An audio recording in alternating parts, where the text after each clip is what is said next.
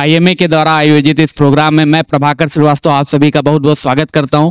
सबसे पहले आप सबके लिए जोरदार तालियां कि सुबह का समय है तो थोड़ा सुस्ती रहती है और अगर हाथ खुल जाए तो फिर बात खुल जाएगी। और इसी के साथ में आज के प्रोग्राम में आप सभी का मैं स्वागत करता हूं द लॉर्ड शो की तरफ से। अगर क्योंकि स्टूडेंट्स भी हमारे साथ में हैं, डॉक्टर्स भी हैं और कुछ लोग अभी मोबाइल के साथ में हैं। अच्छा, एक मोबाइल आपके पास में, सबसे ज्यादा जरूरी चीज क्या है मोबाइल में?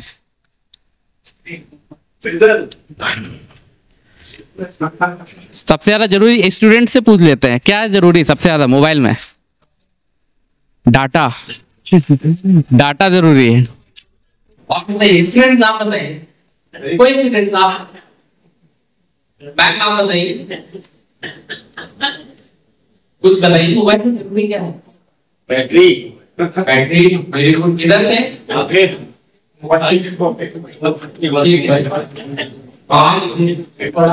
चेक करते हैं सबसे ज्यादा मोबाइल में जरूरी क्या है और हम चेक करते हैं। हालांकि आपको ने बताया चेक करेंगे, चेक करें, प्लीज चेक करें, बताइए आप। अगर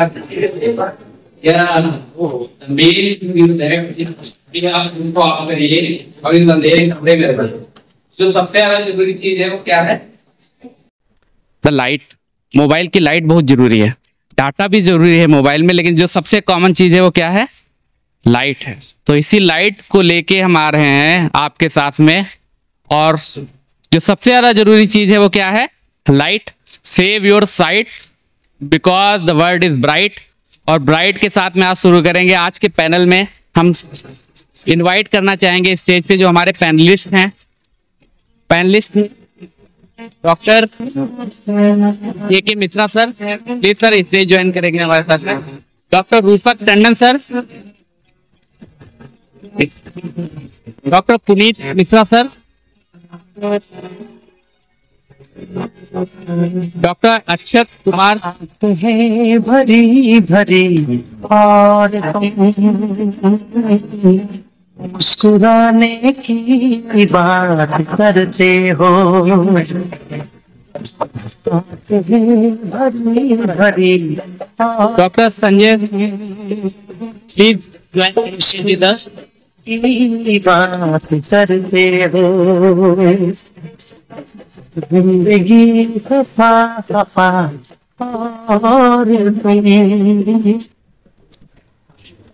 और हमारे साथ में देखिए जो सबसे जरूरी चीज रही वो लाइट रही। ये डिस्कशन हम लोगों ने किया और इसी के साथ में आज का जो प्रोग्राम है आप सभी की जानकारी के लिए जो स्टूडेंट्स आए हैं उनको बताना चाहेंगे कि एक ग्लूकोमा वीक चलता है 9 तारीख से सर 15 तारीख तक, 9 तारीख से 15 तारीख, और आज वर्ल्ड ग्लूकोमा डे है 12 तारीख को।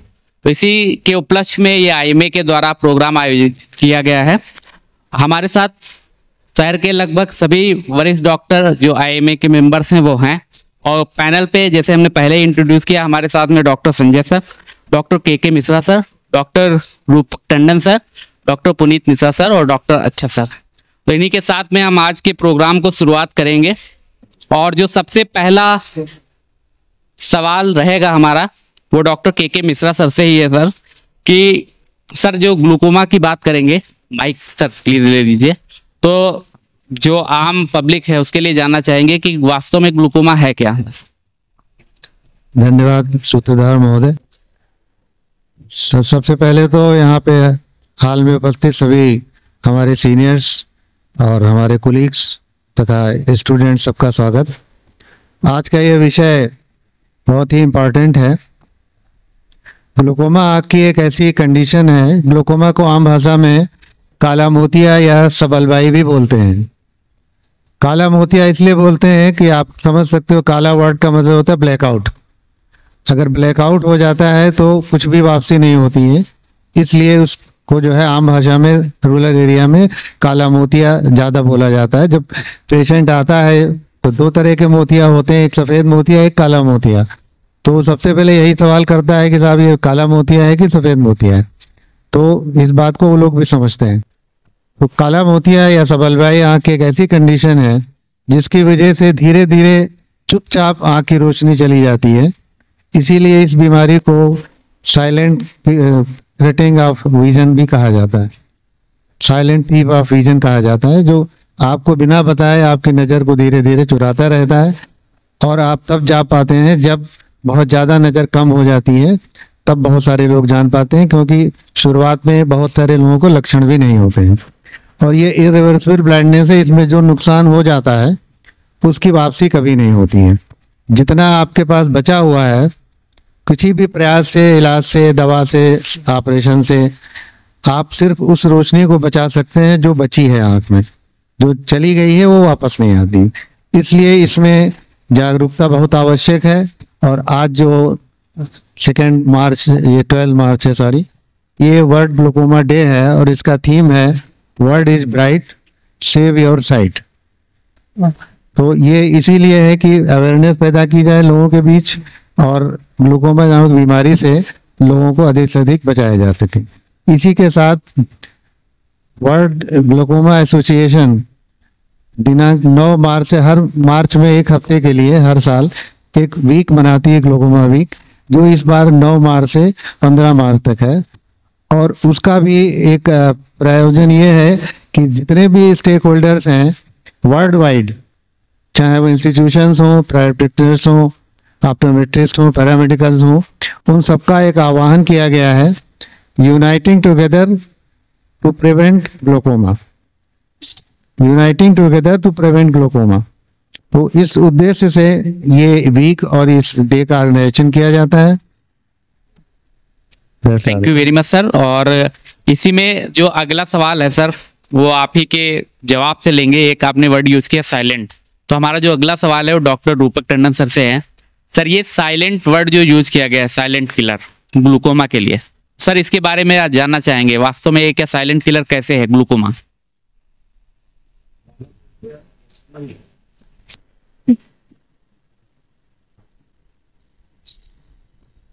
काला मोतिया या समल भाई को silent thief of life, thief of site इसलिए ही कहा जाता है क्योंकि जब तक इसका पता चलता है इस बीमारी के बारे में, तब तक बहुत महत्वपूर्ण रोशनी हमारी चली जाती है। तो शुरुआती दौर में ज्यादातर केसेस में हमें कोई लक्षण नहीं मिलते हैं जी, इसलिए पेशेंट भी इस बारे में अनभिज्ञ रहता है कि उसको ट्रीटमेंट क्यों शुरू करना चाहिए। Right sir. तो ये काफी चैलेंजिंग रहता है इनिशियल डेज में कि इसकी ग्रेविटी के बारे में पेशेंट को अवेयर कर पाना। और हकीकत भी यही है कि ये परमानेंट विजुअल लॉस का एक बहुत बड़ा कारण है, जिसकी वजह से परमानेंट विजन डैमेज होता है। इसीलिए इसको साइलेंट थीफ ऑफ साइट कहते हैं, साइलेंट किलर। यही रीजन है, इसे साइलेंट किलर कहते हैं। और जो अगला सवाल है वो डॉक्टर पुनीत मिश्रा सर से है कि सर इसके लक्षण क्या हैं? जैसे आम जो इंसान है वो कैसे जान पाएगा कि मुझे ग्लूकोमा हो गया? देखिए, ग्लूकोमा होने के कई सारे कारण होते हैं। जो एशिया में सबसे कॉमन ग्लूकोमा का कारण है वो ओपन एंगल ग्लूकोमा है। उसके बाद फिर क्लोज्ड एंगल होता है। ओपन एंगल में सिम्टम्स एज सच बहुत कम होते हैं या ना के बराबर होते हैं, तो इसीलिए इसको साइलेंट किलर कहते हैं, क्योंकि ये बहुत एडवांस स्टेज में डॉक्टर के पास प्रेजेंट करता है पेशेंट। अगर क्लोज्ड एंगल है तो उसमें सिम्टम जल्दी होते हैं, जैसे आंख का लाल होना, आंख में दर्द होना, लाइट के चारों तरफ रंग बिरंगे कलर दिखना, इस टाइप का, तो पानी आना आंख से, ये सिम्टम्स पाए जाते हैं। तो मेनली यही सारे लक्षण होते हैं। और अगर हम सर अच्छा सर से पूछना चाहेंगे कि वास्तव में किन लोगों को खतरा है? सारे बुजुर्गों को खतरा है या जो है हर एज के लोगों को ग्लूकोमा हो सकता है? देखिए, आमतौर पे हम देखते हैं कि 40 साल की उम्र के बाद से हम जनरली हर एक इंसान का ग्लूकोमा स्क्रीनिंग कराना चाहते हैं, क्योंकि जैसा कि हमारे सीनियर्स ने आपको बताया है कि इसका कोई भी लक्षण हमको इनिशियल स्टेज पे नहीं मिलता है। इसलिए जो भी 40+ एज के पेशेंट्स हैं, मैं उनसे यही कहना चाहूंगा कि वो हर 3 से 4 महीने में एक बार अपने ग्लूकोमा की स्क्रीनिंग करवा लें। बिल्कुल ठीक। अच्छा सर, ये जनरली डॉक्टर रूपक सर से ही जानना चाहेंगे कि आंखों में पानी आना ठीक है, या सर कई बार जो लाल होना, इन चीजों को लोग इग्नोर कर देते हैं, तो इसको इग्नोर करना क्या खतरनाक साबित हो सकता है? या बहुत बहुत संभव है कि ये किसी गंभीर बीमारी के लक्षण हो, जिसको नॉर्मली लोग आंख आना या कंजंक्टिवाइटिस से कंफ्यूज कर लेते हैं। राइट। और अगर प्रॉपर एग्जामिनेशन न किया जाए तो ये लक्षण कुछ समय बाद अपने आप ही कम हो जाते हैं, तो उनको ऐसा लगता है कि हाँ कुछ बीमारी थी जो कि अब ठीक हो गई। जी। ओवर द काउंटर मेडिकेशन अपने आप ही यूज कर लिया बिना किसी डॉक्टर के प्रिस्क्रिप्शन के, तो ये भी उसमें से एक महत्वपूर्ण कारण है। तो जानकारी की अभाव ही इसका सबसे बड़ा कारण होती है। हाँ, और सेल्फ ट्रीटमेंट या किसी भी तरह का इग्नोरेंस वाकई में आंख की रोशनी के लिए या किसी भी बीमारी के लिए खतरनाक सिद्ध हो सकता है। बिल्कुल सर। एक्चुअली कल का जो प्रोग्राम ये हम लोग आयोजित करते हैं, तो एक स्टडी में मैंने देखा कि बहुत सारे लोगों को पता ही नहीं है कि उनको ग्लूकोमा है। तो क्या ऐसे भी पेशेंट्स रहते हैं सर? बहुत बहुत सारे। और पहले था मुझे ग्लूकोमा, अब ठीक हो गया, अच्छा, दवाइयों से ठीक हो गया। तो ये ऐसा नहीं है, ये तो लाइफ लॉन्ग चलने वाली डिजीज है बाकी बीमारियों की तरह। तो हर बार यही समझाया जाता है कि राइट। थोड़ा सा एडअप करूंगा। बिल्कुल सर। जो वर्ल्ड ग्लूकोमा के फिगर्स हैं उनको अगर आप देखें तो वर्ल्ड में ग्लूकोमा सेकंड कारण है ब्लाइंडनेस का। अच्छा। सेकंड मोस्ट लार्ज प्रॉब्लम है ग्लूकोमा की वजह से। और अपने यहाँ इंडिया में this the third most important cause of blindness. और सबसे बड़ी त्रासदी है कि 90% के करीब लोग जो ग्लूकोमा से ग्रसित हैं वो डिटेक्ट नहीं होते हैं। अच्छा। अनडिटेक्टेड हैं, तो अंडर डायग्नोज रहता है हमेशा ये। और ये हमारे यहाँ जो एशियन कंट्रीज हैं सबसे ज़्यादा चाइना है, इंडिया है, अफ्रीका है, इन जगहों में पेशेंट ज़्यादा पाए जाते हैं। और जो अभी 2025 का सेंसस है उसके हिसाब से 78% जो है ग्लूकोमा का इंसिडेंस है, 78 मिलियन ग्लूकोमा का इंसिडेंस है। और जो कैलकुलेट किया जा रहा है 2040 तक it will be nearly 112 million in the world. और इंडिया में भी रूरल पॉपुलेशन भी इन्वॉल्व है क्योंकि वहाँ इग्नोरेंस ज्यादा है। हाँ। लेकिन फिलहाल नंबर कम है, यानी रीजन नहीं पता, but it is nearly 2.7। Right. और अर्बन एरियाज में इट इज अबाउट 3.25। तो काफी ब्रंट है इसका, इसीलिए इसकी जागरूकता, awareness, early detection, proper management, सारी चीजें जरूरी है। अच्छा, इसी में अगर सर टेस्ट की बात करें, डॉक्टर रूपक सर से ही जानना चाहेंगे सर, अगर कोई टेस्ट हम इसके लिए डेडिकेट कर सकें कि वो टेस्ट कराया जाए तो ग्लूकोमा पता क्योंकि जो सबसे सिंपल और जिसको हम मॉनिटर कर सकते हैं किसी भी कोई भी ऑफ्थेल्मोलॉजिस्ट या ग्लूकोमा के पेशेंट में, तो वो है इंट्राओक्यूलर प्रेशर, जो कि इजीली सभी प्राइमरी सेंटर पे भी जिसको हम मॉनिटर कर सकते हैं, और that is the only factor that can be treated. तो जब इसके अलावा जो बाकी टेस्ट हैं वो टर्शरी सेंटर पे या एडवांस सेंटर पे ही संभव हैं अभी वर्तमान स्थिति में। तो फील्ड स्क्रीनिंग है और विजुअल असेसमेंट है, फंडस एग्जामिनेशन है, तो ये सब प्रॉपर ऑफ्थेल्मिक सेटअप में ही संभव हो पाते हैं। और यही सब कारण हैं, तरीके हैं जिसके बिहाफ पे हम इसको डिटेक्ट कर सकते हैं।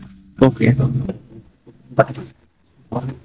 तो सर डॉक्टर पुनीत सर से जानना चाहेंगे सर, क्या ये चश्मा जो लोग लगाते हैं तो क्या प्रिवेंशन के लिए ये काफी है कि चश्मे से उसका वो ग्लूकोमा की बात कर रहे हैं जी? देखिए, चश्मे का उसका कोई ऐसा रोल नहीं है कि उससे ग्लूकोमा नहीं होगा। चश्मा रिफ्रैक्टिव एरर की वजह से होता है। आपकी आंख में जो पावर की कमी है, या तो माइनस का नंबर होगा या प्लस का नंबर होगा, तो उसको करेक्ट करने के लिए होता है। उसका ग्लूकोमा से डायरेक्टली कोई ऐसा वो नहीं है, कोई ऐसा वो नहीं है, यानी कि चश्मा लगाते रहे लेकिन ग्लूकोमा एक अलग चीज है। ग्लूकोमा का चेकअप कराना, सर ने बताया इंट्राऑक्यूलर प्रेशर, आंख के दबाव की जांच कराना, ये सबसे इम्पोर्टेंट राइट सर इसमें फैक्टर है। सर ये जानना चाहेंगे क्या मोबाइल, क्योंकि आज की डेट में तो मोबाइल के बिना कुछ भी कह पाना या कर पाना ही संभव नहीं है, तो मोबाइल का ज्यादा यूज या कंप्यूटर का ज्यादा यूज ये ग्लूकोमा का एक कारण बन सकता है क्या? आप में से जो भी इसका जवाब देना चाहते। जैसा अभी सर ने बोला कि चश्मे का भी फर्क पड़ता है। जैसे अगर कोई पेशेंट -10 या -11 का नंबर, मेनली हाई मायोपिक्स अगर लगाते हैं, तो उनको ग्लोकोमा होने के चांसेस हो सकते हैं। अच्छा। ठीक है, कोई अभी कंफर्म इस पे कोई स्टडी नहीं है, बट हाँ चांसेस होने के हैं। दूसरी चीज, चश्मे से जो आपकी रिफ्रैक्टिव एरर्स है हम उसको ठीक कर सकते हैं, ना कि ग्लोकोमा को। ठीक है, और हाँ, एक्सेसिव मोबाइल या एक्सेसिव स्क्रीन टाइम से नो डाउट हमारी आंखों पे असर पड़ता है। अगर वो चश्मा लगाता है तो कई हद तक कोशिश कर सकते हैं कि उसकी रोशनी बचाई जा सके, पर अगर वो चश्मा ही नहीं लगाएगा, चाहे वो ब्लू लेंसेज लगाए या क्लियर ग्लासेस लगाए, कोई फर्क नहीं पड़ता उससे। राइट। तो सर डॉक्टर के मिश्रा से जानना चाहेंगे कि ये योगा जो, क्योंकि अगर कोई एक्सरसाइज की अगर बात करें कि जिससे इस चीज में जो है राहत मिल सके, या ग्लूकोमा की जो डिजीज है उसको प्रिवेंशन दिया जा सके योगा से। मेरी समझ से प्रिवेंशन के लिए तो इस तरह का कोई एक्सरसाइज नहीं है। ये है कि एक्सरसाइज इन जनरल, जैसे आपके बॉडी के लिए, वार्म अप के लिए, बॉडी के ब्लड सर्कुलेशन के लिए जरूरी होती है, उसी तरह से अगर आप एरोबिक एक्सरसाइज करते हैं, ब्लड सर्कुलेशन बढ़ता है तो हर टिश्यू को उसका फायदा होता है। अच्छा। योगा के बारे में बताया गया है, हम लोगों का कोई उसका अनुभव नहीं है।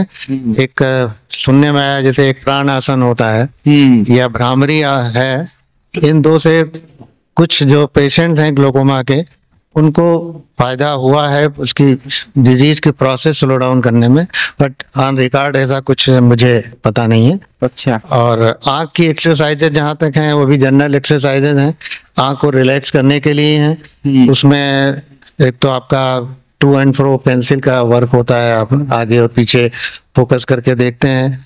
सेकेंडली जो है आप आंखों की पामिंग कर सकते हैं बीच में, जैसे आप मोबाइल चला रहे हैं, ज्यादा देर कंप्यूटर पे काम कर रहे हैं तो जस्ट रब योर कर सकते हैं हैंड और आंखों का पामिंग कर लीजिए, सिकाई कर लीजिए, है ना। तो ये इस तरह की एक्सरसाइज वो जनरल हैं, वो आपको वैसे भी फायदा करेंगी, और मोबाइल से डायरेक्टली ग्लोकोमा का कोई संबंध नहीं, कोई संबंध नहीं है।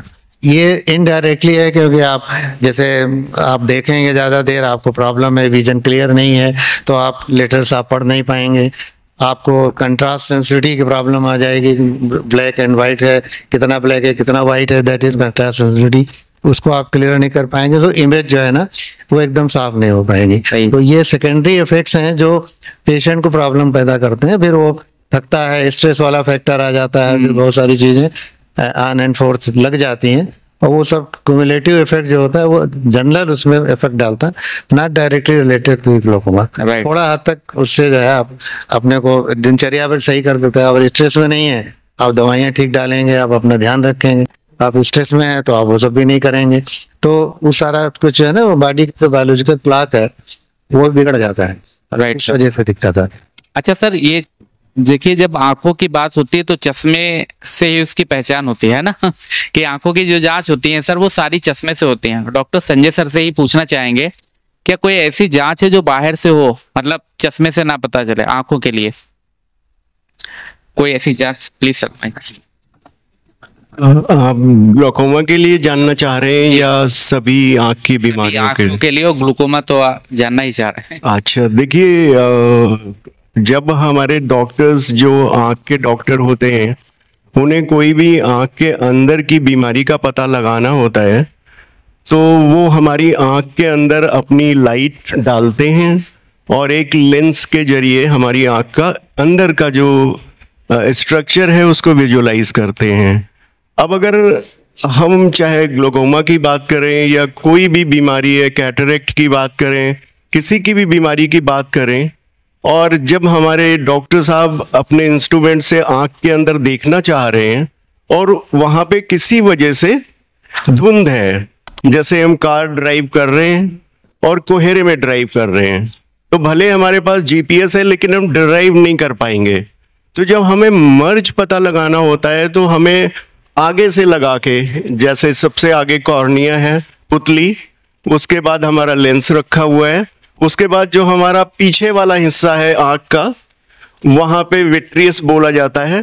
इस पूरे रास्ते में जहां से लाइट हमारी पड़ती है कॉर्निया से लगा के, और जहां पे पर्दा लगा हुआ है, वहां तक जाने के लिए अगर कहीं भी सोर्स में ब्लॉकेड है, किसी वजह से धुंध है जैसे कोहरे में होती है, तो उस समय हमारे डॉक्टर साहब, ऑफ्थेल्मोलॉजिस्ट या आंख वाले डॉक्टर अंदर नहीं देख पाते हैं। ऐसी जगहों पे हमें अल्ट्रासाउंड का बहुत ज्यादा रोल मिलता है, क्योंकि अल्ट्रासाउंड की जो किरण है उसको कोई भी कोहरा या उसको कोई भी अगर ब्लड आ गया है, मोतियाबिंद हो गया है या पस भर गया है आंख में, तो किसी भी चीज को पेनिट्रेट करने में, उसको पार करने में अल्ट्रासाउंड को कोई दिक्कत नहीं होती है, और वो अंदर जाके वहां की फोटो को वो स्क्रीन पे हमें दिखा देता है। तो हमारे आंख के डॉक्टर साहब जहां पे फेल होते हैं, जहां पे अंदर देखने में दिक्कत आती है, वहां पे हमारा अल्ट्रासाउंड का रोल शुरू होता है। अब ग्लूकोमा की अगर बात की जाए तो ग्लूकोमा कुछ इस तरह की चीज है कि मान लीजिए एक आंख जो है हमारी इस बड़े से हॉल के बराबर है और इसका ड्रेनेज सिस्टम ब्लॉक हो गया है। अगर ड्रेनेज जा ही नहीं रहा है तो पानी अंदर घर में इकट्ठा होना शुरू कर देगा और पीछे की तरफ प्रेशर बनाने लग जाएगा। यही जो प्रेशर बढ़ता है, इसकी वजह से ही ग्लूकोमा पैदा होता है। अब ये कारण पता लगाने के लिए कि ये ब्लॉकेड कहां पे है, किस पाइपलाइन में प्रॉब्लम आ रही है, ड्रेनेज क्यों खराब हो रहा है, ये भी पता लगाने के लिए हमारे डॉक्टर साहब आंख के अंदर झांकने की कोशिश करते हैं। लेकिन अगर ऑलरेडी वहां पे मोतियाबिंद बैठा है तो वो पीछे जहां पे पर्दा है, जहां पे हमारी आंख की नस है जो कि पिक्चर को दिमाग में ले जाके बनाती है, वहां तक नहीं पहुंच पाएंगे। ये नहीं पता लगा पाएंगे कि हमारी जो ऑप्टिक नर्व है या जहां विजन को कैरी करने वाला मेन केबल है वो डैमेज तो नहीं हो गया है। तो ग्लूकोमा में भी चाहे कारण का पता लगाना है, चाहे उसके कॉम्प्लिकेशन का पता लगाना है, अल्ट्रासाउंड का बहुत ज्यादा रोल है, और स्पेसिफिकली वहां पे रोल है जहां आंख का डॉक्टर अंदर झांक के देख नहीं सकता। Right sir, thank you very much sir.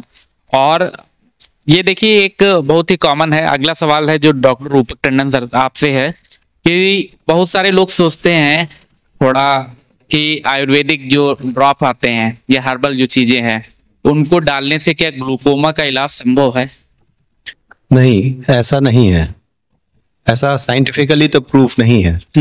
और उल्टा ये नुकसान जरूर होता है कि पेशेंट को विज्ञापनों के जरिए या किसी दूसरे भ्रामक जानकारी से इस बात की संतुष्टि जरूर मिलती है कि हाँ उसकी आंखों का इलाज हो रहा है। अच्छा। लेकिन नॉन साइंटिफिक ट्रीटमेंट उनकी आंख को लंबे रन में जरूर नुकसान पहुंचा सकता है और पहुंचाता है। केसेस ऐसे भी होते हैं जो कि मॉडर्न मेडिसिन पे भरोसा ना करके कन्वेंशनल मेडिसिन की ओर जाते हैं, और अंत में जब तक उनको इस बात का अवेयरनेस होता है कि हाँ ये उनको सिम्टम्स केवल दूर हुए हैं, बीमारी दूर नहीं हुई है, तब तक काफी देर हो जाती है, देर हो चुकी होती है। क्या पहले पता होने से सर इसको रोका जा सकता है अगर पहले पता चल जाए? डेफिनेटली अर्ली डिटेक्शन ही इसकी की है इसको ओवरकम करने के लिए और बीमारी को बढ़ने से बचाने के लिए। Earlier the detection better would be the treatment. Okay, तो इसमें सर अचानक से एकदम से सब गायब हो जाता है या धीरे धीरे रोशनी जाती है? ये धीरे धीरे ही 2/3 केसेस में धीरे धीरे ही रोशनी जाती है, इसीलिए मरीज को किसी भी तरह का जानकारी नहीं हो पाती है।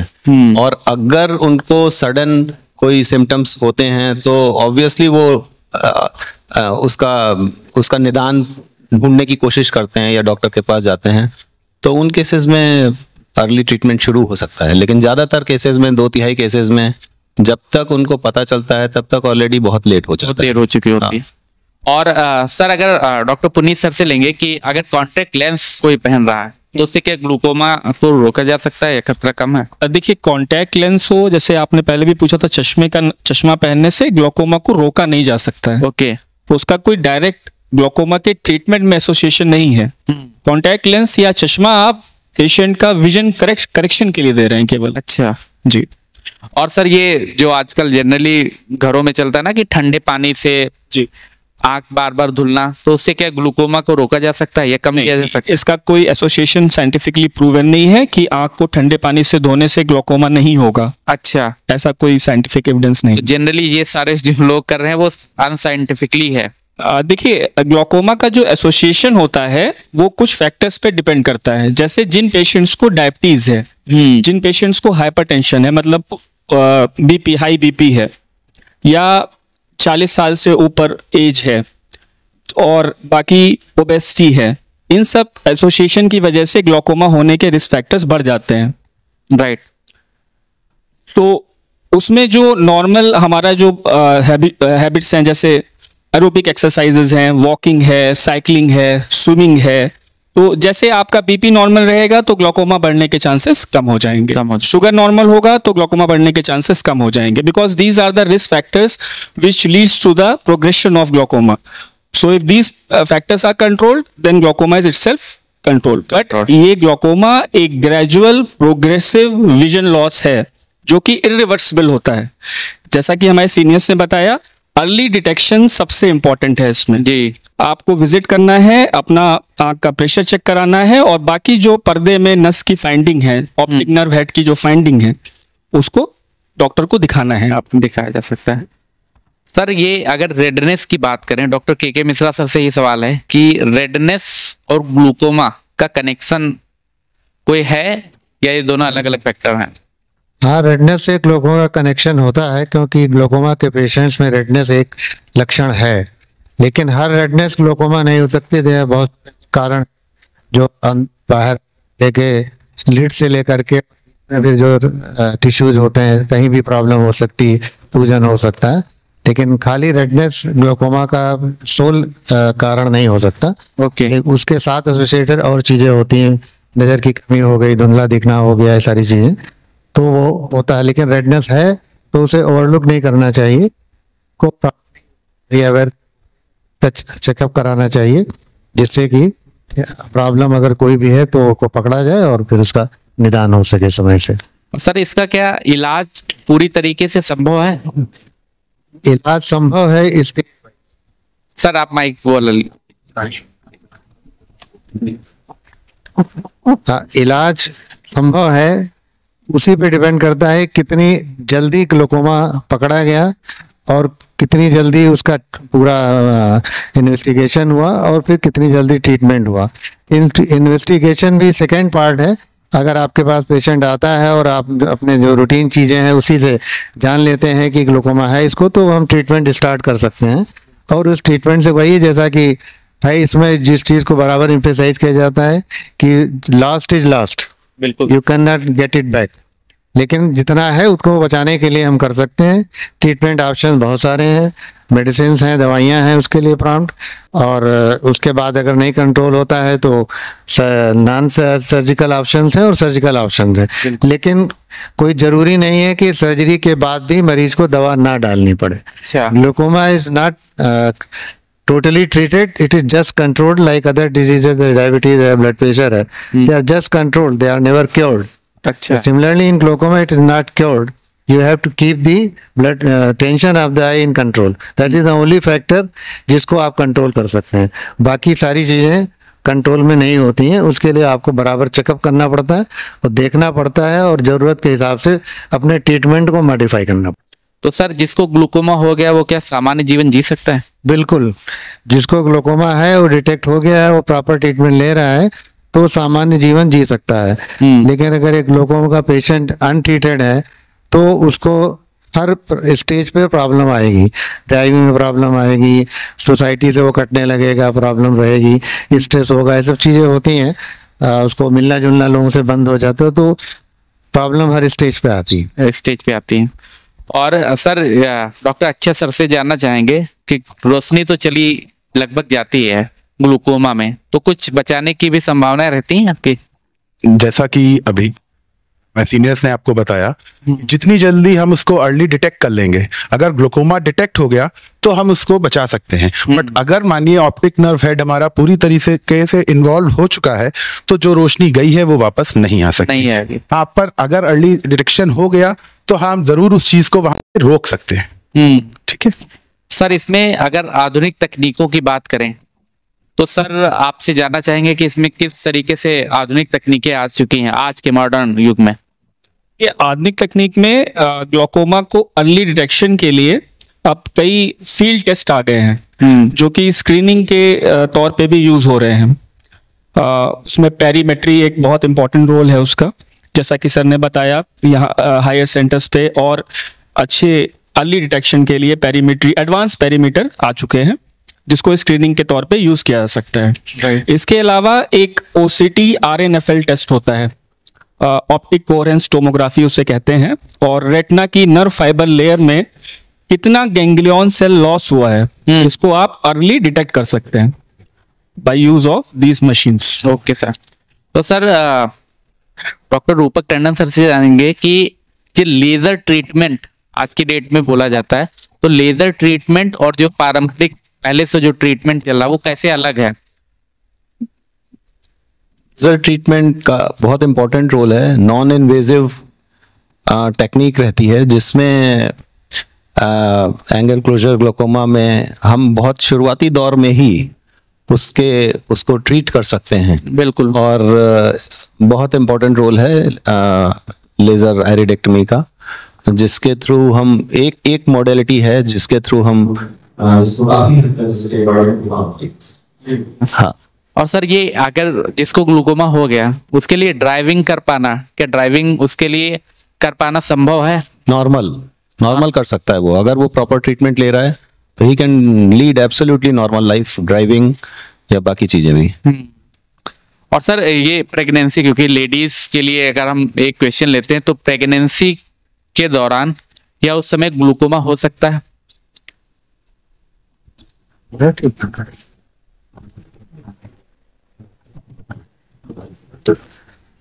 प्रेगनेंसी के दौरान ग्लूकोमा यूजुअली नहीं होता है, इसलिए कि प्रेगनेंसी में एस्ट्रोजन होता है लेडीज में, वो हाई होता है। अच्छा। उसके हाई होने से ग्लूकोमा होने की संभावना कम रहती है, और थर्ड ट्राइमेस्टर में प्रेगनेंसी के लेवल सबसे ज्यादा होता है।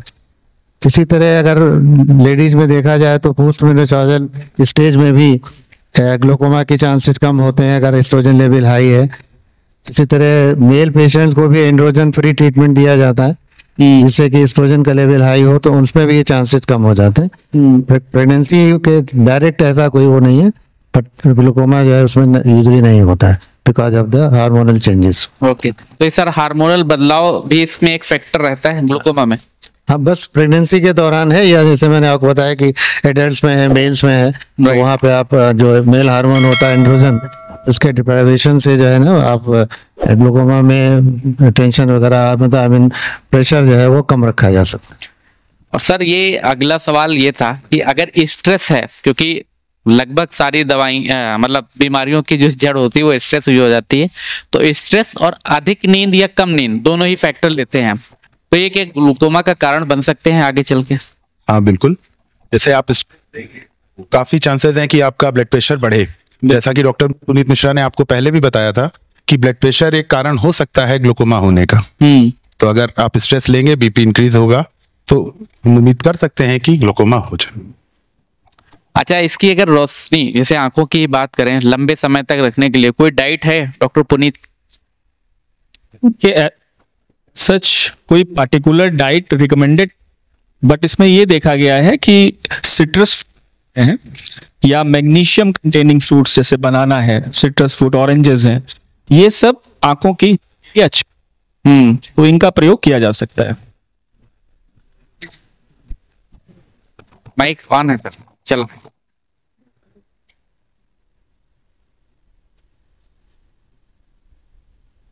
ऑन है, ये टर्न हो गया सर आपका। लेकिन एक जैसे चाय और कॉफी की अगर बात करें, कैफीन वाली जो चीजें होती हैं उनमें ग्लूकोमा का खतरा रहता है या नॉर्मल चीजें? देखिए, जो रिस्क फैक्टर्स हम लोग देखते हैं, किसी भी बीमारी के कुछ रिस्क फैक्टर्स होते हैं, ऐसा नहीं है कि it will lead to that disease, but risk factors में कैफीन जो है, कॉफी का जो कंटेंट है, it can increase the chances of glaucoma. Those who are susceptible in the susceptible group, like patient 40 से ऊपर है, पेशेंट को हाइपरटेंशन है, डायबिटीज है, तो ऐसे में अगर आप कैफीन का इंटेक बढ़ाएंगे तो उससे ग्लूकोमा होने के चांसेस बढ़ सकते हैं। It is a risk factor. Okay. और सर ये खुजली होना आंखों के लिए, सर आंखों में जो खुजली होती है वो ग्लूकोमा का खतरा बढ़ा सकती है क्या? नहीं, ऐसा कुछ नहीं है। अच्छा, ये नॉर्मल चीज है? नॉर्मल होता है, एलर्जी हो सकती है, कुछ भी हो सकता है। अभी फ्रूट्स की बात आई थी, उसमें 2-3 चीजें एडअप करना चाहूंगा। जैसे डॉक्टर पुनीत ने बोला साइट्रस फ्रूट्स हैं, लेकिन अल्कोहल और स्मोकिंग 2 चीजें जो है वो ग्लूकोमा के रिस्क फैक्टर्स हैं। इसी तरह मोबाइल में भी डायरेक्ट मोबाइल का कोई उस पर असर नहीं पड़ता, बट मोबाइल के कारण जो चीजें सेकेंडरी पैदा होती उसकी वजह से जो है इसमें इफेक्ट पड़ सकता है। और पॉलीसैचुरेटेड ऑयल है, बहुत ज़्यादा डीप फ्राइड चीज़ें हैं, आपका रेड मीट है, बीफ है, ये चीज़ें ग्लूकोमा को बढ़ाने में, रिसिप्टेट करने में मदद कर सकती हैं, ट्रिगर कर सकती हैं। तो प्रोग्राम आगे बढ़ाएं इससे पहले हम इनवाइट करना चाहेंगे, क्योंकि हमारे साथ में चीफ गेस्ट सर भी आ चुके हैं, डॉक्टर जीसी मिश्रा सर आज के प्रोग्राम के चीफ गेस्ट हैं। सर आपको इनवाइट करना चाहेंगे इस स्टेज पे, please join the stage with अस। और इसी के साथ में सर का स्वागत करने के लिए हमारे साथ IMA member, senior member doctor Akhilesh Verma sir हैं। Please sir join the stage with अस।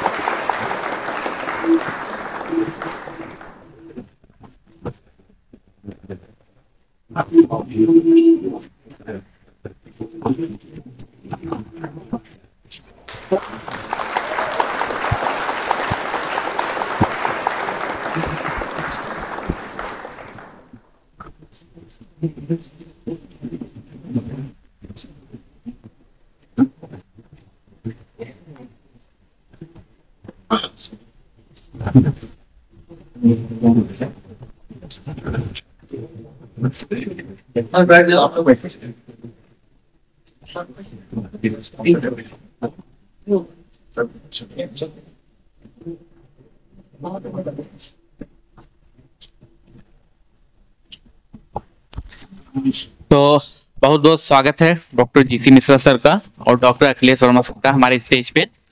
और इसी रिदम में इस प्रोग्राम को आगे बढ़ाएंगे सर। डॉक्टर पुनीत सर, आपसे जो हमारा अगला सवाल है कि आंखों की देखभाल की कौन कौन सी छोटी छोटी चीजें हैं जिनका हमें विशेष ध्यान रखना चाहिए देखभाल के लिए? मेनली देखभाल के लिए सबसे पहले तो नियमित व्यायाम, और जो आपके मैंने बताया हैं उनको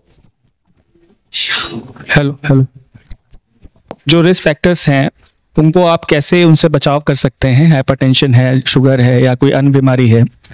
और रेगुलर चेकअप आइस का, अगर आपकी एज 40 से ऊपर है और आपको आइस से रिलेटेड कोई भी कंडीशन है, जैसे चश्मे का बहुत ज़्यादा नंबर है, हाई मायोपिया है या हाई हाइपरोपिया है, प्लस का नंबर ज़्यादा है, तो आपको अपने नज़दीकी आई सर्जन को दिखाना चाहिए और रेगुलर विजिट में रहना चाहिए। बिल्कुल रहना चाहिए। अच्छा सर, इसमें अगर बीपी की दिक्कत है किसी पेशेंट को तो उसमें खतरा सबसे ज्यादा रहता है ब्लड प्रेशर की अगर बात करें? देखिए, हाई बीपी एक, जैसे मैंने पहले भी बोला, रिस्क फैक्टर है। तो अगर हाई बीपी है तो अपने ग्लोकोमा के अलावा भी आंखों में अन्य बदलाव होने के भी चांसेस होते हैं, जिसको हम हाइपरटेंसिव रेटिनोपैथी कहते हैं, जिसमें आंखों की पर्दे की जो नसें होती हैं वो पतली हो जाती हैं और कई बार पर्दे में सूजन भी आ जाती है। राइट। उसके अलावा ग्लोकोमा भी एक रिस्क फैक्टर है, वो भी हो सकता है। बिल्कुल सर। और अगला जो सवाल है डॉक्टर टंडन सर से ये कि सर जो यूवी जो सनग्लासेस आते हैं, अल्ट्रावायलेट सनग्लासेस, उससे क्या इसका खतरा कम हो सकता है? नहीं, यूवी प्रोटेक्टिव ग्लासेस से आपकी रेटिना प्रोटेक्ट होगी और आई की हेल्थ इंप्रूव होगी, लेकिन ग्लोकोमा का एसोसिएशन एज सच तो नहीं है। नहीं है सर। और सर ये जिसके आंखों में चोट लग जाए, क्या उससे ग्लूकोमा हो सकता है? चोट एक बहुत बड़ा फैक्टर है जिसकी वजह से ट्रॉमेटिक ग्लोकोमा होने की संभावना बढ़ जाती है। तो अगर कोई लक्षण नहीं भी है और आपको आंख में कोई चोट लगी है जो कि बरसों पहले लगी है, तो भी आपको नियमित रूप से आंख की जांच करानी चाहिए, क्योंकि भविष्य में भी आपको ग्लोकोमा होने की संभावना होती है, इसमें हो सकती है। हाँ। और इसी में जो अगला सवाल है वो डॉक्टर के मिश्रा सर से ये कि इन केस अगर कोई पेशेंट मोतियाबिंद से जो है पीड़ित है या उसका ऑपरेशन हो गया हो मोतियाबिंद का, तो उसके ग्लूकोमा होने के चांसेस कितने % हैं? मोतियाबिंद के ऑपरेटेड केसेस ग्लूकोमा होने के चांसेस 5 से 10% होते हैं किसी किसी पेशेंट में। अच्छा सर। और उसमें चूंकि 2 तरह का मोतियाबिंद का ऑपरेशन होता है, पहले बिना लेंस के ऑपरेशन होता था, तो उसको अफेकिया कहते हैं। ये का मतलब रहता है कि लेंस नहीं है, तो उसमें भी ग्लूकोमा होता है, लेकिन वो ज़्यादातर बच्चों में इस तरह के ऑपरेशन जब किए जाते हैं जिनको कंजेनाइटल ग्लूकोमा बच्चों में होता है, तो उसमें जहाँ पे लेंस तोड़ करके और ऑपरेशन होता है, उन केसेस में ग्लूकोमा होने के चांसेस बहुत रहते हैं और उन बच्चों में हमेशा एक प्रॉब्लम बनी रहती है। दूसरा जो है सूडोफेकिया, जो मतलब लेंस लगता है आँख में, तो चूंकि सूडो लेंस होता है, नेचुरल लेंस नहीं होता है, इसलिए उसको सूडोफेकिया बोलते हैं। तो उनके केसेस में भी ग्लूकोमा होने के चांसेस कुछ पेशेंट में होते हैं। डिपेंड करता है कि सर्जरी में क्या रहा, कोई मैटर छूट गया या कुछ फिजियोलॉजिकल चेंजेस होते हैं, कभी कभी मिस डायरेक्शन हो जाता है, जो फ्लूइड बाहर अंदर से बाहर जाना चाहिए वापस अंदर चला जाता है। तो इन सब कंडीशन में इस तरह का एक ग्लूकोमा होने के चांसेस रहते हैं। इसका सर कोई स्थायी समाधान आप एज ए डॉक्टर देख पाते हैं भविष्य में आने के? स्थायी समाधान वैसे खोजा जा रहा है, लेकिन अभी तक जहां तक हम लोग पहुंचे हैं वो वही है जो बातें हम बार बार अभी डिस्कस कर चुके हैं। तो सबसे बड़ी ठीक है पब्लिक में अवेयरनेस, दूसरी चीज है अर्लीस्ट डिटेक्शन, और तीसरी चीज है उसका प्रॉम्प्ट ट्रीटमेंट। तो ये तीनों चीजें, और वो ग्लूकोमा के लिए क्यों, सभी तरह की आंखों की सुरक्षा के लिए आपको हमेशा ध्यान रखना, क्योंकि ये कुदरत की दी हुई अनमोल चीजें हैं। बिल्कुल सर। और आपको दूसरा पेयर नहीं मिलेगा, इसलिए इनकी सुरक्षा आपको जितनी ज्यादा कर सकते हैं, चोट से बचाएं, पढ़ने की कंडीशंस अच्छी रहे, बच्चे से शुरू से ध्यान दें, बैठ के पढ़े, प्रॉपर डिस्टेंस पे किताब कापी रखे, टीवी वगैरह कम देखे या प्रॉपर डिस्टेंस हो, कम से कम 10 फीट का डिस्टेंस हो, स्क्रीन टाइम कम होना चाहिए। ये सब चीजें ध्यान रखनी पड़ेगी। मोबाइल सबसे ज्यादा डेंजरस है। अगर पढ़ाई होती है तो फिर आप लैपटॉप पे करें जिससे कि बड़ा स्क्रीन मिले, और बीच बीच में आँख को रेस्ट देते रहें, लुब्रिकेंट ड्रॉप्स डालते रहे, क्योंकि ड्राइनेस आती है आंखों में, उसमें यूवी लाइट होता है और ब्लिंकिंग रेट कम हो जाता है जब आप काम करते हैं, तो आंख यूजली झपकती कम है, तो उस वजह से वेपराइजेशन होता है टीयर्स का, राइट। फिर वो ड्राइनेस आने लगता है। तो इसीलिए बॉडी का भी हाइड्रेशन जरूरी है, आंख का भी हाइड्रेशन जरूरी है। तो वो सारी चीजें उसी से आती हैं। तो इन जनरल हर बीमारी के लिए किसी को आपको आंख की सुरक्षा की जरूरत है, जरूरत है। Can not see everything without this. इतनी वही बात है, जितनी सुंदर संसार है और उसे हम ना देख पाए, इससे बड़ी त्रासदी हो क्या हो सकती है। बहुत सही बात डॉक्टर के मिश्रा आपने कही। और डॉक्टर रूपक टंडन सर से जानना चाहेंगे, क्या इसमें कोई जनरल मिथक है, क्योंकि आप काफी सालों से प्रैक्टिस करते आए हैं, तो आपके कुछ ऐसे पेशेंट्स आते होंगे जो ऐसी चीज बताते होंगे जो इससे रिलेटेड नहीं है। वैसे जो मिथक है मार्केट में या आम लोगों के बीच में, वो मिथक है, उसका ग्लूकोमा से कोई लेना देना नहीं है। नहीं, सबसे बड़ी तो भ्रांति यही जो कि मैंने अपनी प्रैक्टिस में महसूस की है कि कोई भी चीज का एक्सेप्टेंस कि हाँ मुझे हो सकता है, एक यही डिफिकल्टी रहती है। और फिर अगर उनको पता भी चल गया कि ग्लूकोमा है और दवाई शुरू भी कर दी अगर उन्होंने, तो ऐसे बहुत सारे लोग होते हैं जो ये मान के चलते हैं कि हाँ थोड़े दिन हमने दवाई की अब ठीक हो गई, एक शीशी डालने को बोली थी वो तो डाल ली हमने, अब हमारा ठीक हो गया होगा। तो उनके दिमाग में ये रहता है कि हाँ आपने चूंकि दवाई दी थी हमको तो अब वो ठीक हो गया होगा, तो अब नहीं है हम। राइट। तो ये अवेयरनेस फैलाना, और साथ साथ में जो कन्वेंशनल ट्रीटमेंट चलते रहते हैं वो भी एक इसके डैमेज में बहुत बड़ा रोल प्ले करते हैं। ऐसे ऐसे योगास या जो करते रहते हैं, शीर्षासन खास तौर पे, जो कि नुकसान पहुंचाता है ग्लूकोमा के केसेस में। राइट। हाँ, या बहुत ज्यादा सुबह सुबह उठ के पानी जो पीते हैं, एक वो भी फैक्टर रहता है intraocular pressure early morning raise करने का, तो जो कि नुकसान पहुंचाता है। और एडवर्टीजमेंट से या बाकी जगह से उनको ऐसी जानकारी रहती है कि हाँ हमारा बहुत ज्यादा अगर हम पानी पियेंगे, 6-6 ग्लास पानी पियेंगे तो हमारा आंख की बीमारियां दूर हो जाएंगी। तो ये सब चीजें हैं जिनके बारे में आम जनता को जागरूक होना जरूरी है। सर अगर बात करें कि जो इंडिया में ग्लूकोमा के प्रति जो जागरूकता आई है, वो आप उसको कैसे नापते हैं आज के समय में? अवेयरनेस सर, अवेयरनेस पर्याप्त है या अभी भी अवेयरनेस की जरूरत है इसमें? We are lagging far behind. Awareness जरूर पहले से बढ़ी है। बाकी बीमारियों की तरह शरीर की जागरूकता के विषय में जैसे पहले इतनी एडवांस चीजें नहीं थी, तो हाँ सभी लोग जागरूक हुए हैं, इसीलिए डिटेक्शन अर्ली हो रहा है। लेकिन अभी भी there is need to make more and more people aware regarding the diseases, और तभी इसका सही रूप से इलाज भी संभव है। चलिए, थैंक यू वेरी मच। सबसे बड़ी दिक्कत है जो अमित की बात कर रहे थे कि पेशेंट जो ग्लोकोमा का आता है, जिसको सिर दर्द और आंख में दर्द है, वो जब आता है तो डॉक्टर से ये कहता है कि साहब सर का दर्द ठीक हो जाए, ऐसी दवा दे दीजिए। Right. He is not bothered कि ग्लोकोमा है या नहीं है, क्या होगा उसके बाद, और अगर सर दर्द तो ठीक ही हो जाएगा जब आपने दवा दिया है, फिर वो सेकंड विजिट के लिए टर्न अप नहीं होता है दोबारा जब तक कि फिर वो उसकी रोशनी में गड़बड़ ना हो जाए। वो तो इस तरह की मिथ है कि हेडेक है, बस हेडेक ठीक होना चाहिए। Right sir.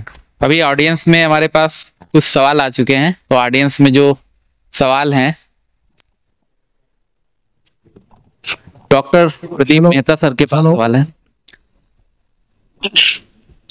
देखिए, पॉपुलेशन में सबसे ज्यादा जो आते हैं प्रैक्टिस में वो हेडेक के आते हैं, सब सरदर्द।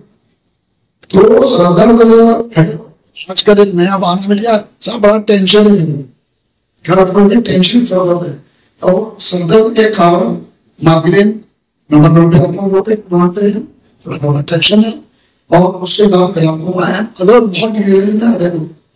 तो अगर प्राइमरी स्क्रीनिंग हेडेक की है, हेडेक की अगर हम उसकी तरह शुरू कर दें कि हेडेक का जो क्योंकि 99% लोग जो हैं वो माइग्रेन मान के अपने आप रेनेल डाम प्रोडाम पैरास्टामोल अपने आप खा, और उनको थोड़ा फायदा मिल जाता है। वो पता तब चलता है जब उनको दिखना कब पड़ता है, तब वो डॉक्टर के पास आते हैं कि साहब अब तो हम दवा खा रहे हैं, फायदा नहीं हो रहा और दिखना कम पड़ गया। तो ये मेरा मानना है कि जब कोई भी अवेयर किया जाए पब्लिक में कि यू आर हैविंग हेडेक, तो अगर सरदर्द हो रहा है तो खाली माइग्रेन नहीं हो सकता, या ब्लड प्रेशर की वजह से भी सरदर्द होता है। आप ब्लड प्रेशर दवा देंगे तभी सरदर्द ठीक हो जाएगा, लेकिन उसको हम डॉक्टर फिजिशियन नहीं बताते हैं कि गो फॉर टोनोमेट्री। आप एक डॉक्टर को दिखा दो कोई आई प्रॉब्लम है कि नहीं। तो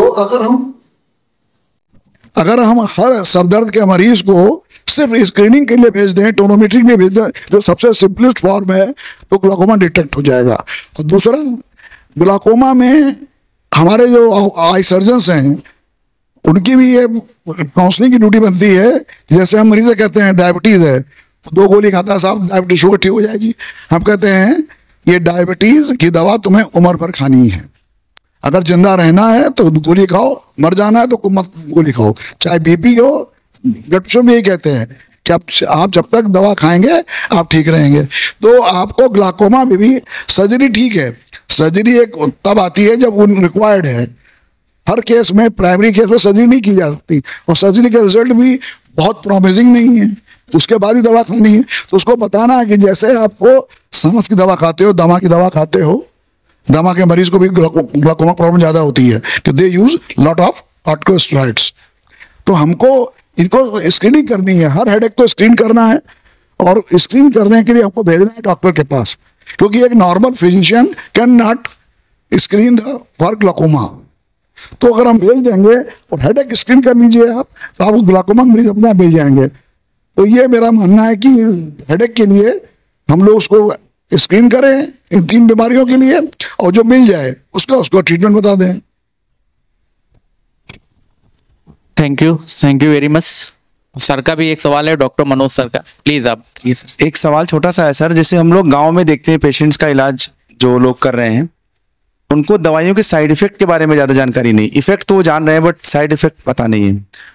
तो कुछ कॉमन दवाइयाँ क्या ऐसी हैं जिसकी वजह से, स्टेरॉइड्स है या कुछ ऐसी दवाइयाँ हैं जिसकी वजह से कभी दिक्कत हो सकती है, या जनरल पब्लिक को पता हो कि अगर हमें दवा मिले तो एक बार ध्यान दें उसके ऊपर, क्या कोई ऐसी दवा है सर? हाँ, डॉक्टर साहब ने पूछा था कि क्या ऐसी दवाइयां हैं जिनकी वजह से ग्लाकोमा होता है। तो अगर कोई भी हमारे देश में दिक्कत होती है तो सबसे पहले तो आदमी कोशिश करता है कि खुद ही इलाज कर ले उसका, या देसी इलाज या आस पड़ोस से पूछ के उसका इलाज कर ले। और बहुत आसानी से हमारे परिवेश में over the counter steroid drops मौजूद हैं, तो जो बहुत मात्रा में लोग अज्ञानता से उसको यूज करते रहते हैं, और स्टीरॉयड ड्रॉप्स डेफिनेटली एक बहुत बड़ा कारण है जो कि ग्लाकोमा करती हैं। बिल्कुल सर। हाँ, हाँ, एंटी डिप्रेसेंट है। बहुत सारे एंटी डिप्रेसेंट्स हैं जो यूज किए जाते हैं, वो भी ग्लोकोमा काज कर सकते हैं। और जैसा कि डॉक्टर साहब ने कहा कि कार्टसोन नामक दवा जो है वो ज़्यादातर ओवर द काउंटर मिलती है, और लाली आँख में आई, खुजली आँख में हुई, तो वो दवा हर कोई इस्तेमाल कर लेता है, लेकिन लॉन्ग टर्म में उसके लिए फिर चेकअप जरूरी होता है, और उससे ग्लोकोमा प्रेसिपिटेट हो सकता है। सही। ये अगर है ऑलरेडी टेंडेंसी तो बढ़ सकता है, जल्दी प्रेसिपिटेट हो सकता है। इसी के साथ में जो आँख की दवाइयाँ हैं उसको डालने का भी एक तरीका है जो पेशेंट को हम लोग बताते हैं कि जब भी आप डालें तो यहाँ पे जो आपके पास छेद होता है जी, आपका ड्रेन पाइप होता है घर में, उसके ऊपर छेद रहता है। अगर वो छेद ना होगा तो पानी पाइप में नहीं जाएगा। बिल्कुल। तो यहाँ पे छेद रहता है, तो जब भी दवा डालें तो एक उंगली से इसको प्रेस कर देना चाहिए। अच्छा। क्योंकि ये यहाँ से अब्जॉर्ब होके नीचे नाक में जाता है और नाक से मुंह में रास्ता जाता है। आंसू जितना बनता है वो हर ब्लिंक के साथ यहीं से ड्रेन होता है और नीचे मुंह में चला जाता है। तो इसको बंद कर लेते हैं, इसको पंक्टा बोलते हैं, तब दवा डालनी चाहिए, जिससे कि उसका सिस्टमिक साइड इफेक्ट ना हो। तो यहाँ से वो सिस्टमिकली एब्जॉर्ब होता है, लोकल इफेक्ट ही इसका हो। इसमें जैसे हमारे ग्लोकोमा में ही हम लोग यूज करते हैं, बीटा ब्लॉकर एक दवा होती है जिसको यूज करते हैं। तो उसमें 2 तरह के ग्रुप होते हैं। तो उसमें कुछ पेशेंट जिनको कार्डियक प्रॉब्लम है वो प्रेसिपिटेट हो सकती है, कुछ पेशेंट जिनको अस्थमा की बीमारी है, सांस फूलने की बीमारी है, वो भी प्रेसिपिटेट हो सकती है। तो ड्रॉप डालने का भी एक तरीका होता है जो पेशेंट को और खासतौर से उनके तीमारदार को समझाना चाहिए कि अपने आप दवा डाल तो नहीं मरीज सकता, साथी ही डालता है।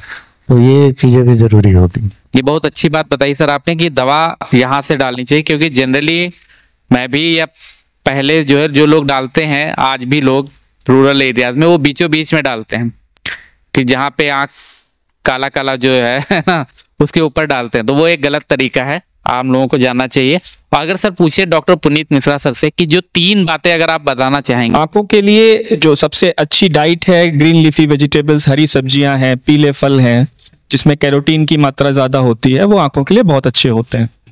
आंखों का अगर चश्मा भी लगा हुआ है तो साल में 1 बार अपना चेकअप जरूर कराएं। और जो हमारे सीनियर्स ने बताया, ओवर द काउंटर बहुत ज्यादा लोग यूज करते हैं स्टेरॉइड ड्रॉप्स का, तो जिस ड्रॉप में डी लगा हो उसको अपने आप मत डालें। सबसे इंपॉर्टेंट पॉइंट ये है। अब मैं कंपनी का नाम तो नहीं ले सकता, लेकिन लास्ट में जिसमें डी लगा हो मतलब डेक्सामेथासोन है, तो उसको आपको अपने आप नहीं डालना है। सबसे पहले आप नजदीकी अगर कोई सुविधा है नेत्र की, जैसे कोई नेत्र परीक्षक है या नेत्र चिकित्सक है, आप उनको दिखाएं, उसके बाद ही इलाज करें। कई बार क्या होता है, जैसे ग्रामीण अंचल में गन्ने की खेती ज्यादा होती है इस एरिया में, तो पत्ती लग जाती है कॉर्निया पे, पुतली पे, तो उसमें घाव हो जाता है। बिल्कुल। तो ज्यादातर सर जो मरीज आते हैं हम लोग के पास, वो सब डेक्सामेथासोन डाल रहे होते हैं एक हफ्ते से। अब क्या होता है कि वो अल्सर जो हुआ है वो इतना बड़ा हो जाता है, फिर उसको ठीक करने में कॉर्नियोलोपेस्टी भी पड़ती है। अगर अल्सर डीप है तो कॉर्नियोलोपेस्टी पड़ेगी। डेक्सामेथासोन का यूज अपने आप ना करें बिना डॉक्टर की सलाह के। तो सर लंबे समय तक बिना पलक झपकाए स्क्रीन के पास बैठना या स्क्रीन को देखना, वो कितना हानिकारक है सर? देखिए, कंप्यूटर विजन सिंड्रोम आजकल बहुत कॉमन है, क्योंकि मोबाइल का यूज़ बहुत ज़्यादा है, और जो कॉर्पोरेट सेक्टर्स में है उनके लिए लैपटॉप और टैबलेट्स का यूज़ बहुत ज़्यादा है। इवन आजकल स्टूडेंट्स का भी ज़्यादातर ऑनलाइन ही जो है वर्क होता है। तो जब भी हम स्क्रीन के सामने रहते हैं तो हमारा जो ब्लिंकिंग रेट है, आंखों को जो पलक बंद करते हैं, मीचते हैं, ये 60% तक कम हो जाता है। अच्छा। तो इसकी वजह से जो हमारा टीयर फिल्म है जो कॉर्निया को कवर करता है, वो प्रॉपरली फिर कवर नहीं कर पाता, क्योंकि वो फैलेगा नहीं।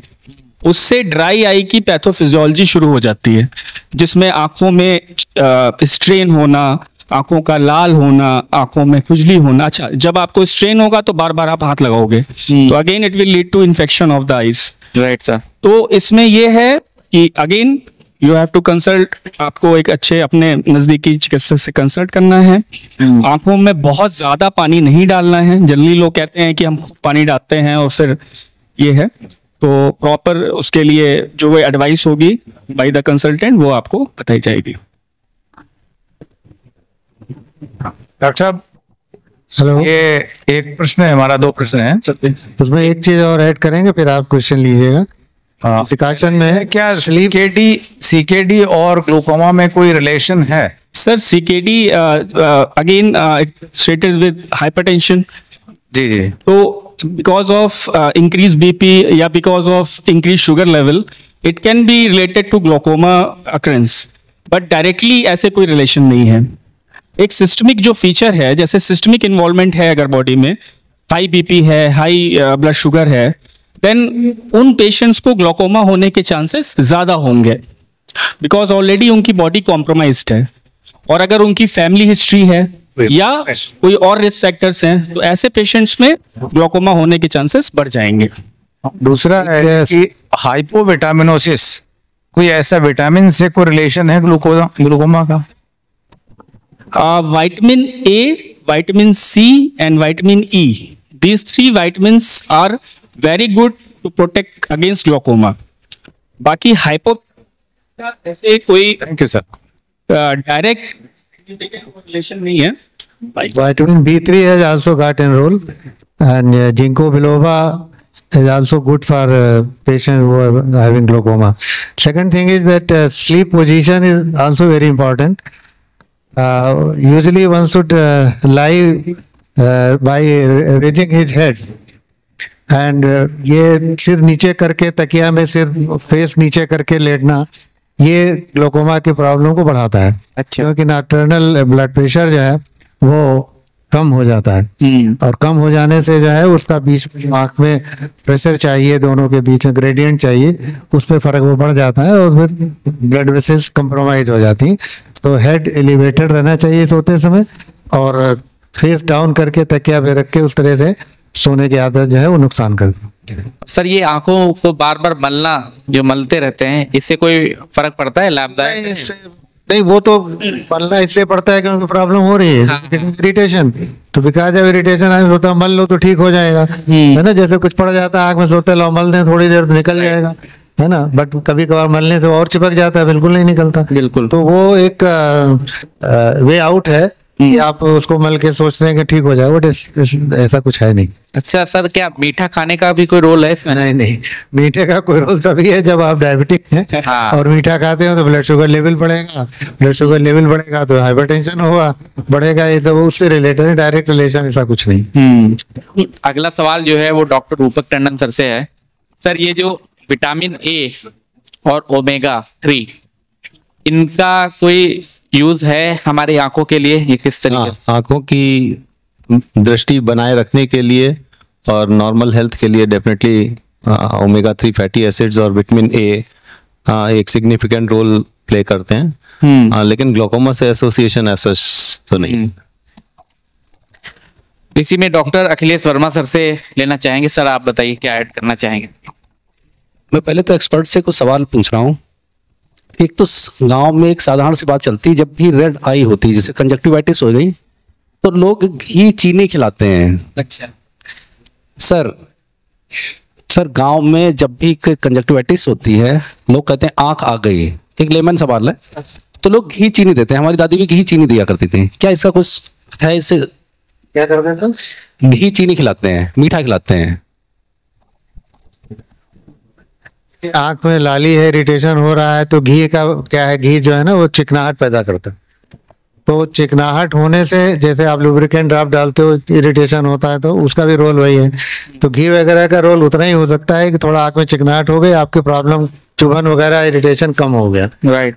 अदरवाइज ऐसा कोई रोल नहीं, क्योंकि तो पुराना मिथ है, लोग चलते हैं वो चलाते रहते हैं। चीनी डाल देंगे तो और उसमें खाने के लिए ना, वो उसका ऐसा कोई रोल नहीं है। अच्छा सर ये हाँ एक सवाल और है सर का। सर जो बच्चों में तुरंत पैदा हुए बच्चों में जो आंख में जो प्रॉब्लम आती है उसको क्या कहते हैं, उसका क्या मैनेजमेंट है? साधारण एक लेमन बच्चे, अगर कोई माया के बच्चा पैदा हुआ, उसकी आंखें एकदम लाल हो गई या आंखों से पानी आ रहा है, सर इसमें क्या मैनेजमेंट? आंखों में पानी आना एक अलग बीमारी है। वो बच्चों में कभी भी क्या होता है कि पैदा होने के टाइम पे आंखों पे जो नली है, लैक्राइमल डक्ट जिसको बोलते हैं, उसका कैनलाइजेशन जो है जस्ट बिफोर बर्थ होता है। वो कभी कभी नहीं हो पाता है, ऑब्स्ट्रक्शन रह गया, जैसे घर में नाली बंद हो जाए तो फिर पानी बाहर नहीं जाएगा, बाहर बहेगा। और जब बाहर पानी रहेगा इकट्ठा रहेगा तो फिर थोड़े दिन के बाद मच्छर पैदा होंगे, तो इकट्ठा रहता है, इन्फेक्शन हो जाता है, कीचड़ आने लगता है। दूसरा चीज ग्लोकोमा भी होता है पैदाइशी, तो न्यू बॉर्न ग्लोकोमा होता है जो बच्चों में पैदा होते ही होता है, उसमें भी ज़्यादा पानी आना, आँख का लाल हो जाना और लक्षण भी साथ में होते हैं। और 1-2-3 महीने के बाद में भी इन्फेंटाइल ग्लोकोमा भी हो जाता है बच्चों में, वो 2-3 महीने के बाद होता है। तो उसमें क्या होता है कि इतना उसमें इफेक्ट नहीं था, तो बाद में नियोनेट्रम कंजक्टिवाइटिस कुछ, हाँ वही कंजक्टिविटी वही हो जाती है जब आप कंजक्टिवाइटिस भी होती है। पहले उसका गोनोकॉकल एक बहुत बड़ा काज था, वजाइनल ट्रैक्ट इन्फेक्शन हो जाता है फंक्शन में, जैसे कि काइकर का या मिकोनियम स्टेन, तो वो हो जाता था, लेकिन अब वो इतना कॉमन नहीं है, फिर भी कभी कभार हो जाता है उसकी वजह। तो फिर एक ड्रॉप डालना है। एक जनरल प्रैक्टिशनर के लिए अगर ऐसा कुछ होता है तो क्या टॉपिकल ड्रॉप कौन सा दे सकता है? आंखों की सफाई करें अच्छे से, गर्म पानी से, कीचड़ वगैरह डिस्चार्ज जो भी साफ कर दें, और कोई भी एंटीबायोटिक ड्रॉप बच्चों के लिए टोब्रामाइसिन बहुत सॉफ्ट तो ठीक होता है। अदरवाइज मॉक्सीफ्लोक्सासिन ड्रॉप जो है ऑल टाइम ग्रेट है, उसको आप दिन में 3 बार यूज करें, रात के टाइम में कोई ऑइंटमेंट लगा दें तो that will take care of 5 to 7 days में वो ठीक हो जाता है, सही हो जाएगा। और इसी में क्वेश्चन है सर, जिस एक सवाल है डॉक्टर, एज ए पीडियाट्रिशियन हम लोग डेली अपनी प्रैक्टिस में इनकाउंटर करते हैं चीज कि जैसे बच्चे आते हैं हमारे पास नेफ्रोटिक सिंड्रोम है, तो जैसे पता है हमको स्टेरॉयड टॉपिकल हो या फिर इनहेलेशनल हो या ओरल हो, सारा ही रिलेशन डायरेक्ट रिलेशन है ग्लाउकोमा के साथ, वो प्रेशर बढ़ाते हैं, आईओपी बढ़ाते हैं। तो जैसे जिनमें लॉन्ग टर्म स्टेरॉयड थेरेपी देना ही है, जैसे कि नेफ्रोटिक सिंड्रोम है या उससे ऑटोइम्यून डिजीजेज है, कुछ SLE है या समथिंग एल्स है, तो उसमें हम कैसे उनको वो करें कि तो कम करें इंसिडेंस को उसमें ग्लाउकोमा को? सर देखिए, अगर स्टेरॉइड यूज है तो ऐसा नहीं है कि बहुत जल्दी यूज करने में इस तरह की प्रॉब्लम्स आती हैं, लॉन्ग में आती हैं। तो आप जो है जिस पेशेंट को आप लंबे समय तक स्टेरॉइड दे रहे हैं उसका आंखों का चेकअप, मतलब आंख का टेंशन वगैरह जरूर चेक करा लें और विजन जरूर चेक करा लें, क्योंकि खाली ग्लोकोमा ही नहीं होता है, कार्टिसोन ड्रॉप यूज करने से मोतियाबिंद वगैरह भी जल्दी प्रेसिपिटेट होता है। तो अगर नज़र कम हो रही तो विजुअल चेकअप और आंख का टेंशन, दो चीज़ें जो है कम से कम, अगर लंगा दे रहे हैं 1-2 साल तो 3 महीने पे 6 महीने पे जरूर चेकअप करा लें। और अगर इस तरह की कोई चीज़ आती है तो फिर उसका प्रॉपर ट्रीटमेंट आप उसको रेफर करके करा सकते हैं। Thank you sir. Sir good morning. Sir मेरा सवाल है कि इसमें टारगेट पॉपुलेशन मतलब किसमें इंसिडेंस ज़्यादा होता है और कोई एज स्पेसिफिक भी होता है क्या जिसमें कॉमन होता है? नहीं, एज स्पेसिफिक होता है जो यूजुअली पॉपुलेशन में 40 ईयर्स के बाद ये कहा जाता है कि रेगुलर चेकअप होना चाहिए, हर पेशेंट को कराना चाहिए। दूसरा, जिनके यहाँ पे जेनेटिक हिस्ट्री है, घर में किसी को ग्लूकोमा रहा है फैमिली में, तो उन लोगों को बहुत ही सावधान रहना चाहिए। अर्ली एज में भी ग्लूकोमा हो जाता है, जैसे मैंने आपको बताया कंजेनिटल ग्लूकोमा होता है। फिर अभी तो जो रिसेंट ट्रेंड है उसमें आप यंग एज में 20 से 30 के बीच भी ग्लूकोमा पाया जा रहा है। तो बहुत सारे फैक्टर जो आजकल आप देख रहे हैं, फैक्टर्स हैं और फैक्टर्स हैं, तो किसी भी एज में ग्लूकोमा हो सकता है, ऐसा नहीं है। चोट लगने से भी ग्लूकोमा कभी भी हो सकता है, बचपन से लेकर जवानी बुढ़ापे तक। तो वो डिपेंडिंग ऑन द काज उसको जो है ट्रीटमेंट करना पड़ता है। Thank you very much sir, thank you. और इसी के साथ में, क्योंकि ये प्रोग्राम हम लोगों ने बहुत सारे सवालों के साथ शुरू किया और लगभग कुछ अवेयरनेस हम लोगों में भी आई है और बहुत सारे जवाब मिले, इस प्रोग्राम को यहीं विराम देंगे। और IMA के मेंबर हमारे साथ में डॉक्टर अखिलेश वर्मा सर हैं, इनसे कहेंगे इस प्रोग्राम को समापन की ओर ले जाने के लिए। सर आपके द्वारा 2 शब्द कहे जाए। आज बड़े बड़े एक्सपर्ट्स आए हुए थे, अच्छी अच्छी बातें हुई हैं, हमारे प्रभाकर द्वारा अच्छे सवाल पूछे गए, ऑडियंस ने भी बहुत सवाल पूछे हैं, कुछ बातें निकल के आई। एक तो आंखों में क्या ध्यान रखना है, सर ने बताया है। बाहर की दवाइयां बगैर एक्सपर्ट से पूछ के नहीं लेनी है, साफ सफाई पे ध्यान देना है। अगर नज़र कम होती है तो एक्सपर्ट से मिलना है। अपने आप टू द काउंटर दवाई नहीं खरीदनी है। और कुछ बीमारियां हैं जो सर ने बताई हैं, जो अगर खुद को पता चले अपने परिवार में बाकी लोगों पे नज़र रख करके उनको ध्यान देना है कि अगर कुछ हो रहा है तो लोगों से सलाह लेनी है। हमारे लोगों का thank you. Prabhakar ji thank you. Thank you very much sir. और इसी में प्रोग्राम अंतिम चरण में है और एक thank you note doctor Manoj Sharma sir से लेना चाहेंगे, पैनल पे आए हुए डॉक्टर्स के लिए और ऑडियंस के लिए। डॉक्टर मनोज शर्मा। आज 12 मार्च विश्व ग्लोकोमा दिवस पे आयोजित इस कार्यक्रम के लिए पहली बात तो बहुत बहुत शुभकामनाएं, जिसको हम लोग लगातार करते आ रहे हैं। तीसरा प्रोग्राम है हमारा ये। एक इस सबसे पहले शुरुआत हुई थी हार्ट फेलियर अवेयरनेस वीक से, फिर हेयरिंग डे हुआ, वर्ल्ड हेयरिंग डे, और सभी लोगों ने बढ़ चढ़ के हिस्सा लिया और लोगों का उत्साह बढ़ रहा है। इसके लिए बहुत बहुत धन्यवाद। मैं धन्यवाद देना चाहूंगा अपने एक्सपर्ट्स का, अपने चीफ गेस्ट का, डॉक्टर जीसी मिश्रा सर का, जिन्होंने समय निकाला सुबह सुबह, doctor K Mishra sir, doctor Rupak Tandon sir, doctor Puneet Mishra और डॉक्टर अक्षत, सभी का बहुत बहुत धन्यवाद इस प्रोग्राम को सफल बनाने के लिए। और ऐसी ही शुभकामनाएं हैं कि आगे प्रोग्राम बढ़ता रहे।